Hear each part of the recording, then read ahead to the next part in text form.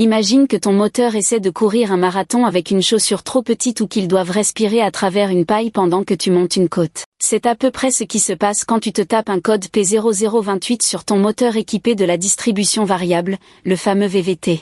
Ce code indique que le solénoïde de commande des soupapes d'admission du banc 2, c'est-à-dire le côté opposé au premier cylindre, ne fait plus son boulot correctement ou que les soupapes ne bougent pas comme l'ordinateur l'a demandé. Sur les moteurs modernes, que ce soit chez Toyota, Audi ou Ford, les arbres à cam sont pilotés par des actionneurs hydrauliques qui utilisent la pression d'huile moteur pour décaler l'ouverture des soupapes et te donner du couple à bas régime ou de la puissance en haut.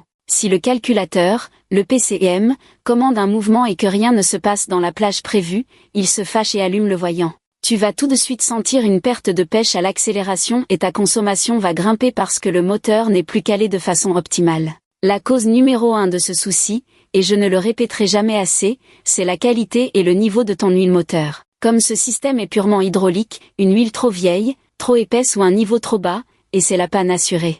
C'est comme essayer de faire avancer une voiture avec des pneus dégonflés. Si ton huile est propre, il faut regarder du côté du solénoïde lui-même. Tu peux le tester avec ton multimètre DVO/EM en mesurant sa résistance après avoir débranché la prise. S'il est dans les clous, démonte-le pour vérifier s'il n'est pas bouché par des impuretés ou si ses joints toriques ne sont pas bouffés, ce qui causerait une perte de pression.